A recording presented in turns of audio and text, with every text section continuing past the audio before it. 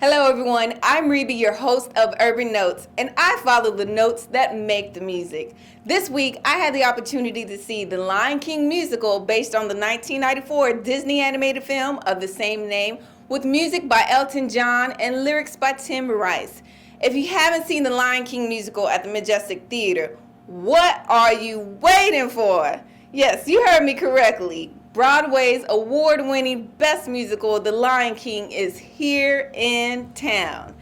Now, I got to see this great musical come to life on stage, but I also toured the town with cast members L.Steven Taylor, who plays Mufasa. Ooh, Mufasa, say it again. Andrew Arrington with the Ensemble, and Tshidi and Manye, who play Rafiki. We had a blast and enjoyed a sit-down interview at San Antonio's very own Mi Tierra restaurant. Check it all out.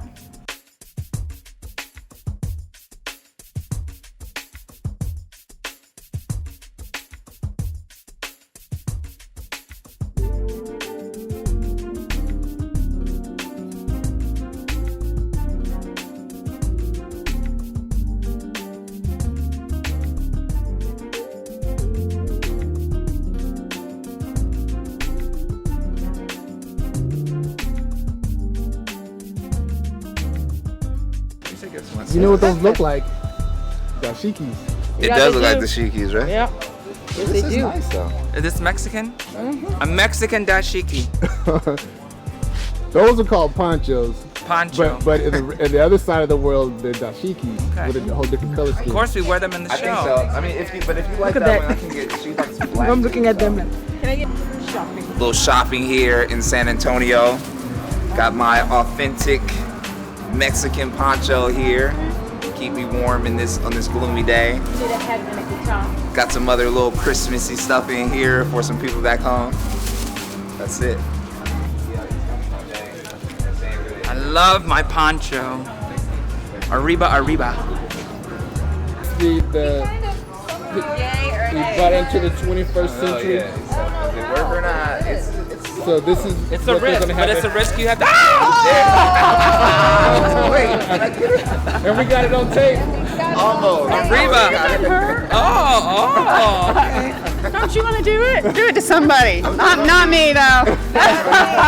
Andrew's the only person. No, but you is ready. can get it off easily. I can't get it out easily. In my hair?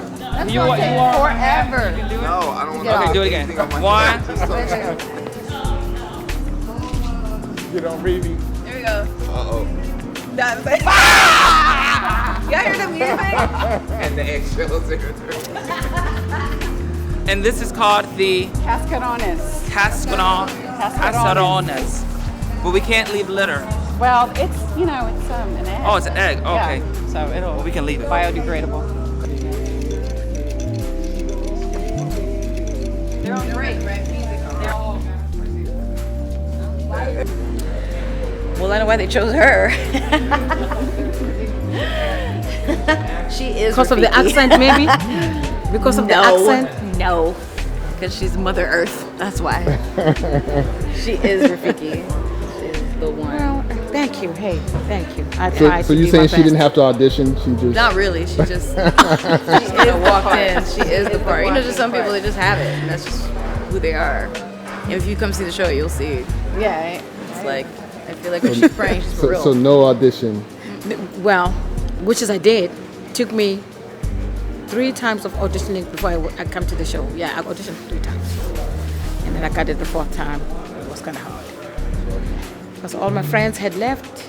Gugwana was in London, and my sister was in London, and somebody else was in LA. I'm like, okay, so I guess they don't like me. What was your script like?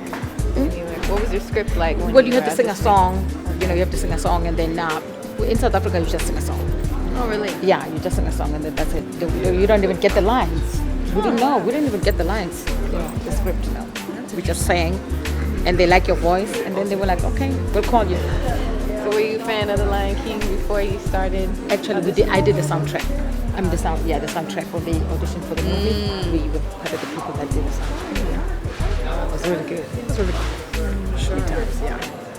I had to say my favorite part of the whole Rafiki scene was when he's teaching Simba, to remember himself. Exactly. Remember who you are. Yeah. So, do you think, like in life, do you shed a lot of wisdom to people around you? Are you always that person? Yes, I do. Yes, I do. I mean, my son most of the time, and my nieces and nephews, because I, always will. Because I think it's the fact that they think that us being here, we're living large, we're having everything that we need, we're not struggling, and them in South Africa is like, oh yeah, well, they need that, and they cannot have access to it, whatever. And I'm like, no, it's the same. It's the fact that, where I'm working, money is what it is where I am. It's not like because I have like $200, it's like millions, no. I have to eat there, I have to pay rent, like I do in South Africa. So there's no luxury at all.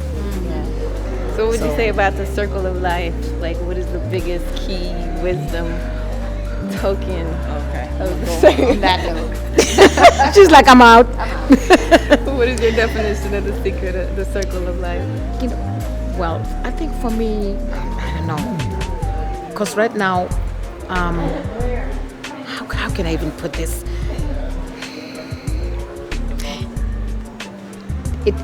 It's part of what we live in South Africa anyway.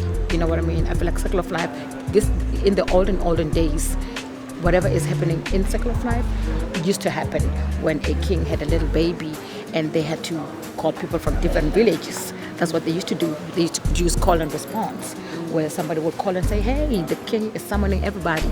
And somebody would say, hey, the king is summoning everybody, in all these different areas, and then everybody comes through. So me being here to come in and be able to portray that, it gives me that full circle of enjoyment and excitement, because that's what, a king in South Africa is regarded as a lion, and a queen is regarded as a leopard. Leopard. Because of the spoils and the beauty and everything. So me being able to be here and be part of it makes it amazing, authentic. She is the perfect Rafiki. Thank you. Thank you.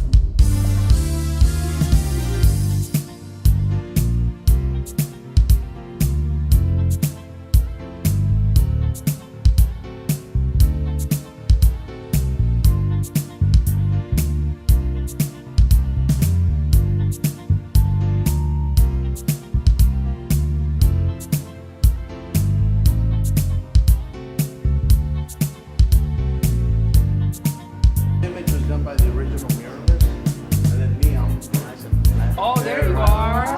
Oh, we gotta take it right here.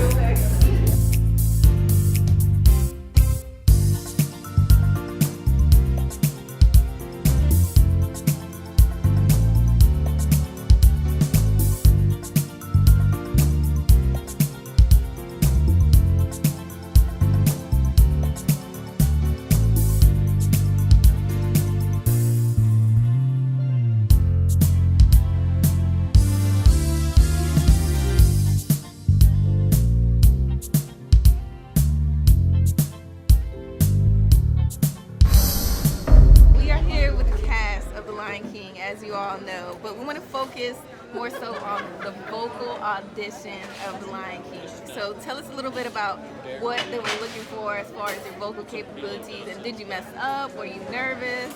You know, was it out of your range? What was your song of choice, basically? So a little bit about the music. So we'll start with the king of it all. Yeah, my name is L.Steven Taylor. I play Mufasa in the show. I auditioned for the show originally 9 years ago, and it was over the process. From my first audition to me getting cast, it was about a 1.5 year process. The first time I auditioned, I went in, I was actually sick, so I didn't do very well,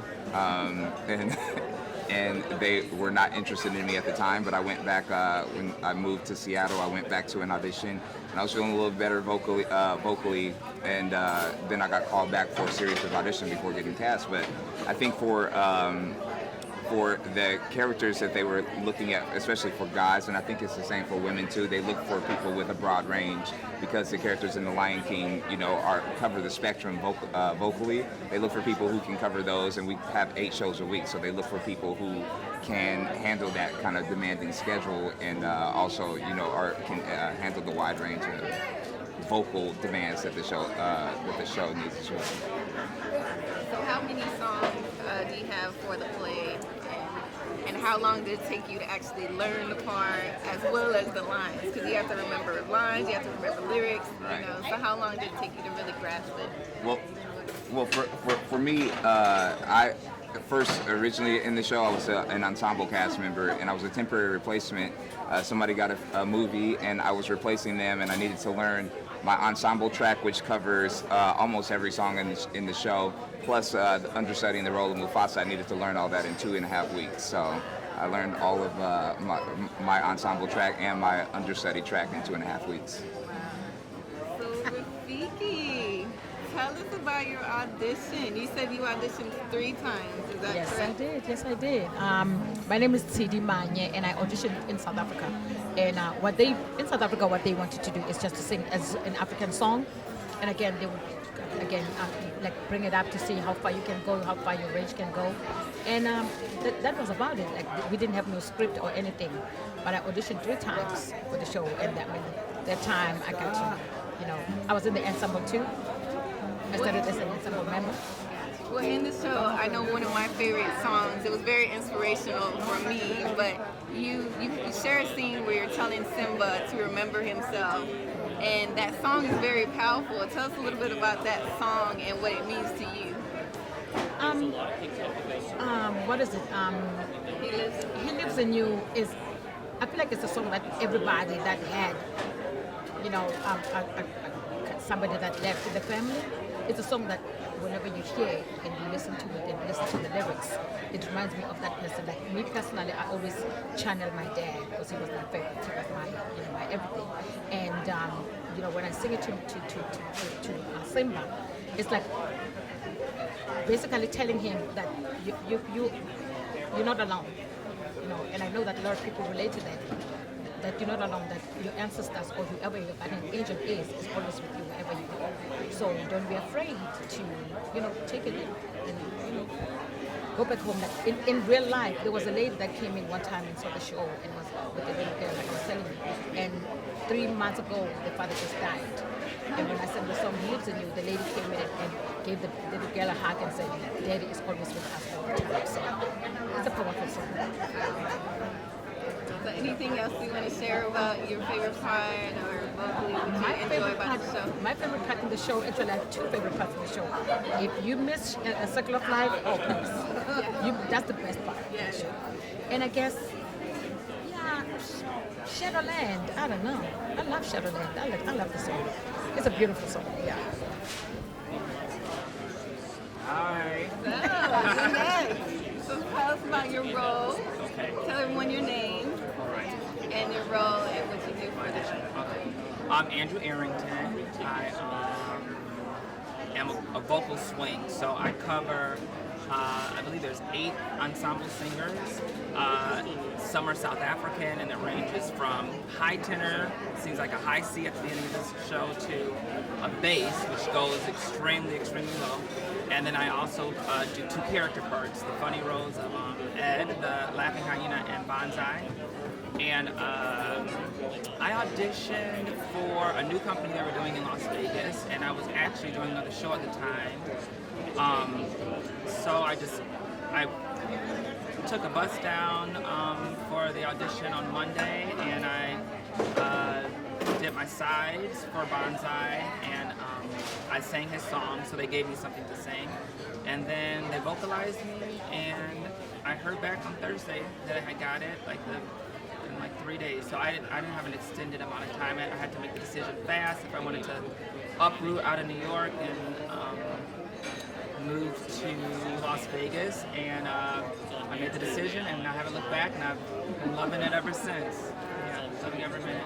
So you mentioned you do some of the, you did the hyena parts. So tell us about the synchronization of it all. Because you had to sing, you had the puppet, you had to sing, you had to, work the puppet.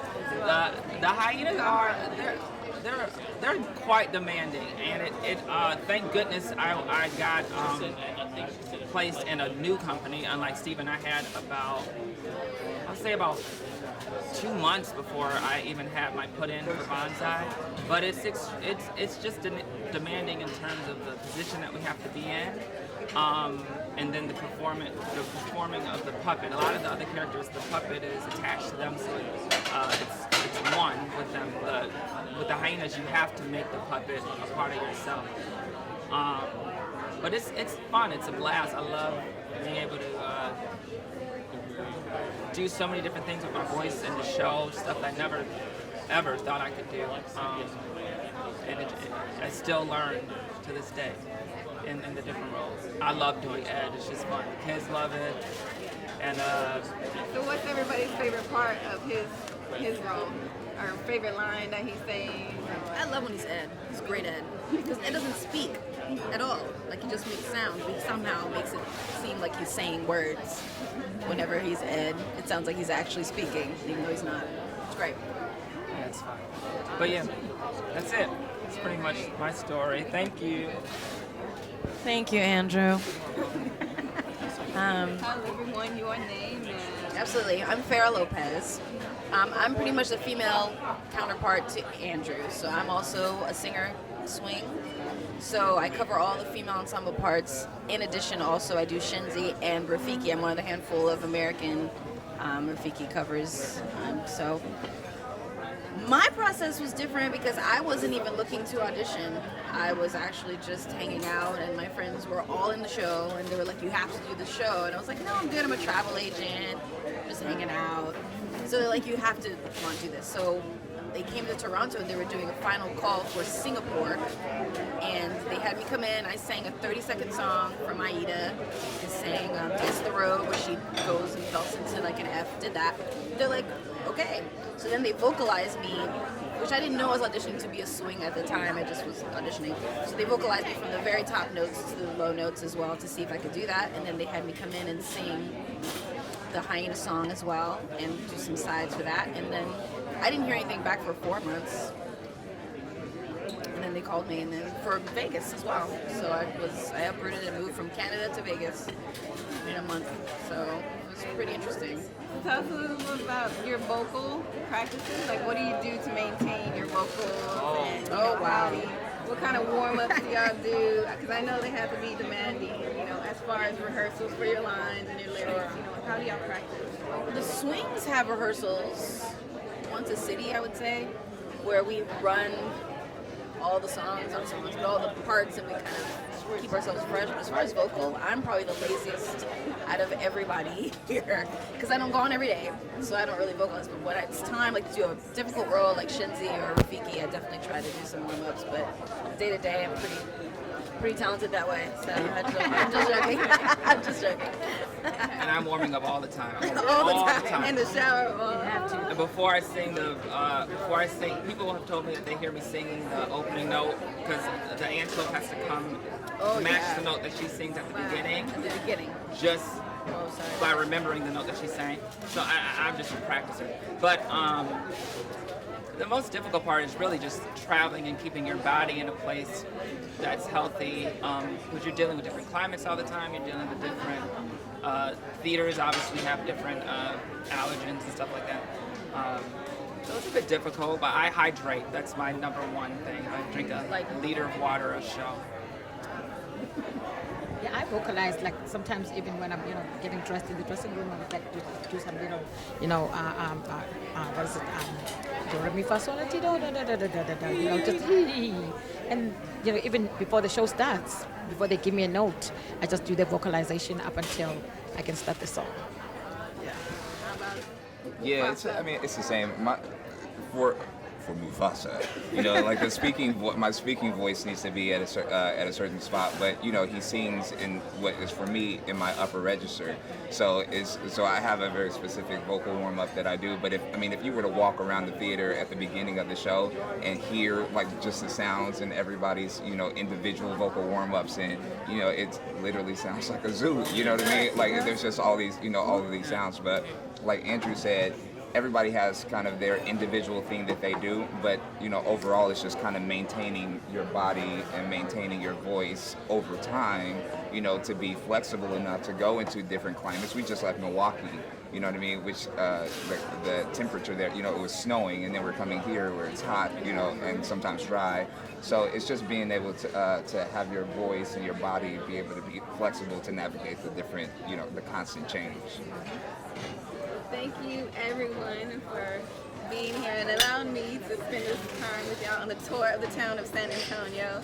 Wish y'all the best of luck for the rest of your remainder here. Thank you. Thank you very much. Appreciate it.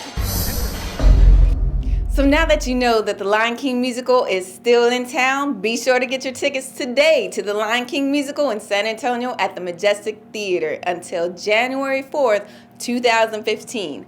When you see this jaw-dropping display of exotic African wildlife brought to life on stage, you will see why the Lion King won a half dozen Tony Awards in 1998. It will definitely keep your attention from start to finish. Until next time, I'm Rebe Walker with Urban Notes, and remember, Hakuna Matata.